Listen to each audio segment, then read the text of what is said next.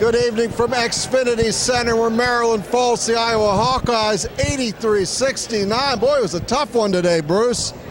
Yeah, I was just talking to my man Derrick Lewis here, a great Maryland star, former coach at Archbishop Spalding. Derrick, relate what you said to me.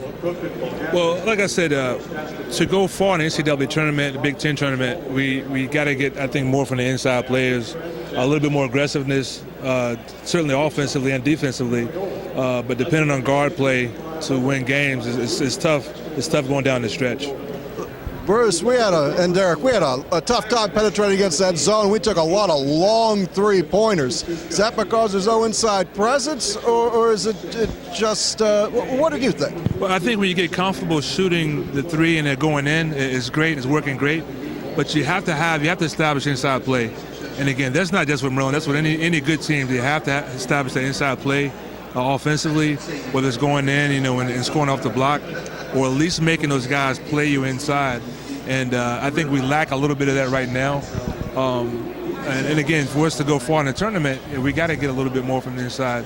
Derrick, the way they were defending in the zone, that pass to the top of the key was there all game, but these guys just didn't do anything with it. I mean, they were dishing quick passes. Would you have had Jackson in that position and maybe somebody down low, or it just wasn't working? Yeah, and I say this, and I don't second guess any coach, any college coach. All I know is I can go from experience that I've had. And basically, once you get that ball to that high post or to the short corner, we call short corner, and collapse the zone, you're going to get those open shots all the time, but you got to get, short corner pass, the guy cutting down the middle, the other big guy is wide open every time against the zone. I call it a junk zone they were playing. It was a matchup, and you can tell they wanted to force them to score inside and shoot from the outside, and take away the outside shooting, which is a strong point right now. No, number 3, this kid Bohannon. 8 of 10. 8 of 10 from the. I mean, were they doing something wrong, or he was hitting from Jupiter.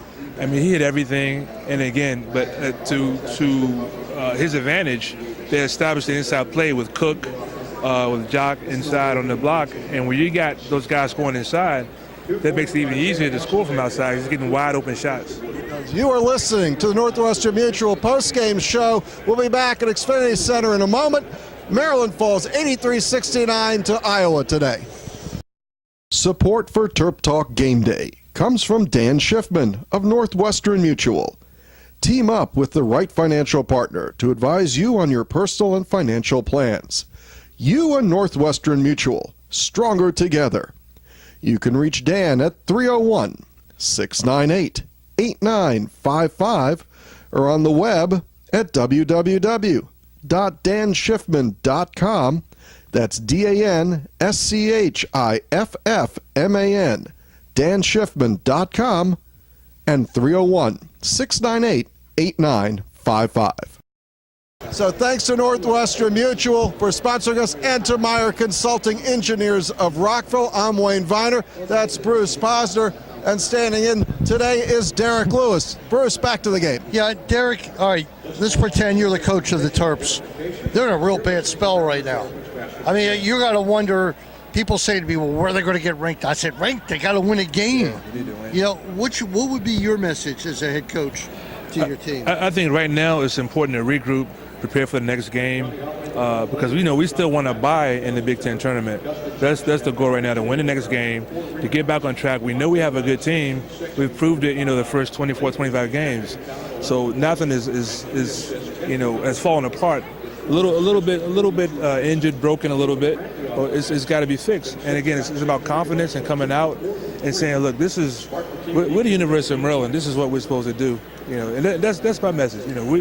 This is University of Maryland. We're a top 25 team. We've been top 25 all year. It's not different now. We have the same guys.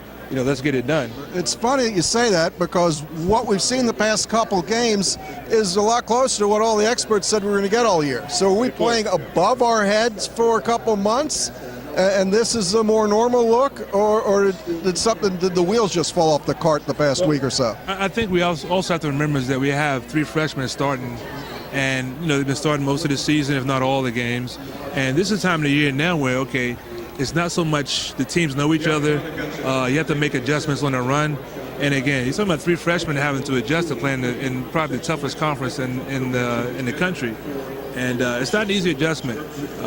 So again, I like to see. I keep talking about big guys. 'Cause I'm a big guy. I like to see those big guys step up and say, "Look, I'm going to own the paint tonight on both ends of the floor, and let's get it done."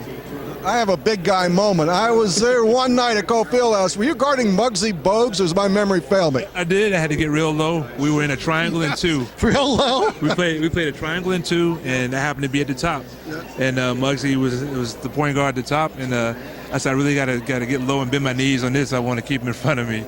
So, go ahead. We had Tony Massenberg on after the last game, and he mentioned your name and said you're the best defensive shot blocker he's played with at any level. Was that something that was just a natural go-to move to you to be able to block shots like that? Well, I think I was a shot blocker coming out of high school. That was one of the things that was stressing me. You need to be able to play defense when you get to college.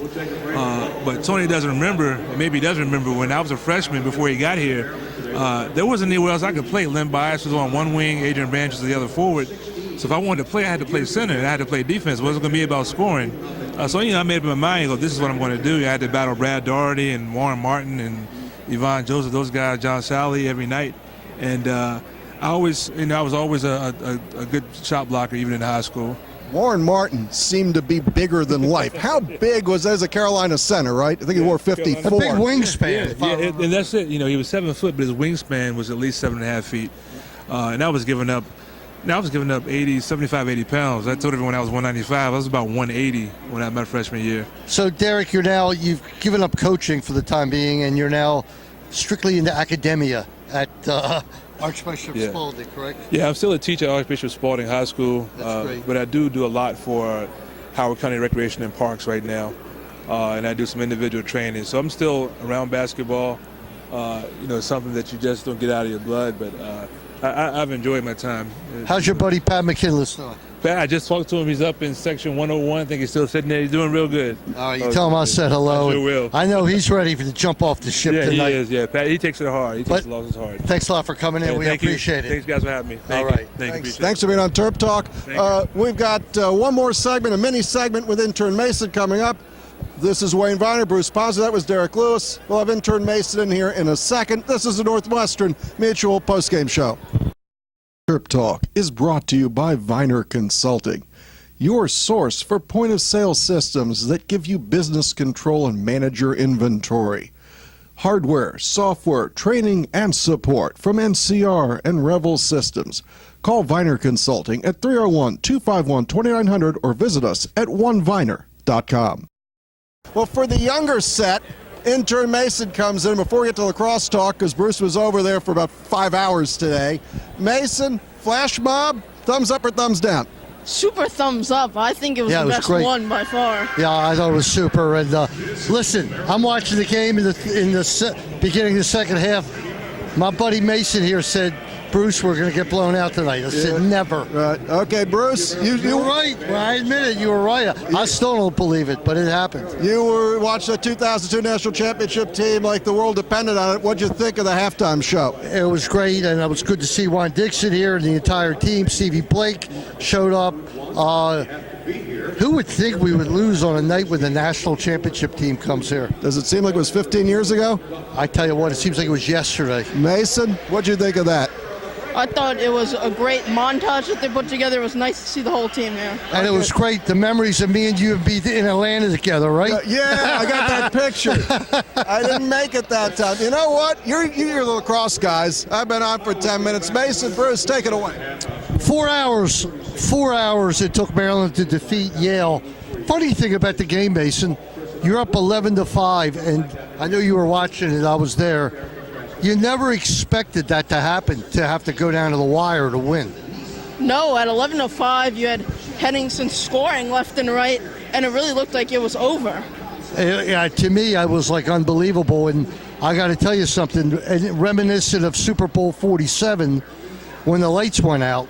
I think when the lightning hit, it might have saved Maryland, because that game was turning quickly, and let's be real, when they came back the first time, a tremendous save by Danny Morris, and then just a great play to beat the Yale guy to the back line. to really preserved the victory because Maryland was able to run the clock out virtually. But, at the end of the day, they're 4-0. Disappointing. A number one team in the country should knock out that game easily when you're up 11-5 at home. But Yale always gives us trouble. They beat us the past 2 years, and they were great today without Ben Reeves. Explain your theory on that. Well, my theory on a team's best player being out is somebody always steps up to make the game close. So when people say, oh, they should have won because they had him, you have to factor in that number 5 for Yale wouldn't have scored all those goals. Without question, he was fantastic. Yale played a great game, but Maryland was able to come out with a victory. I was glad to see Danny Mars do it. And then they backed it up in the second game of the doubleheader. The women defeated North Carolina. It's not revenge because North Carolina won the big one last year. But Maryland did beat them 13-10. And I think when we wake up Monday morning, we'll have the number one teams in women's and men's lacrosse. But at this time of the year, it's nice to say, but it really doesn't mean much. Well, till the end, it's not nice to say because last year, going into championship weekend, both of them were number one. You're right, 100% right. But, that's going to do it. Good day for lacrosse, a bad day for basketball. Yeah. I don't even know where they go from here. They're now 10-6 in the conference, 2 games left. You would think that the Rutgers game, Rutgers is 2-14, if I'm not mistaken. But this team, right now, winning seems like a distant away. Well, Rutgers isn't a patsy game. They're a tough team. Yeah, and how about Purdue losing today? Everybody's losing. It's almost unbelievable. And Indiana's going to get Northwestern tonight. I wouldn't be shocked if Indiana won. And Maryland is just squandering away, number one, a seed in the Big Dance, and also a better seed in the Big Ten tournament. We'll see what happens, but there is no joy. Well, there's a little joy in Mudville tonight with lacrosse, but not with the baseball team lost 14-0. But, of course, that's one game to LSU. But that's going to wrap it up. Wayne, we'll say goodnight right now. That's going to do it for tonight. Mason and Bruce and Wayne signing off. Drive home safely. See you next Saturday against Michigan State when Tom Izzo, Dane Fife, and all the guys come to town. Have a good week, everybody.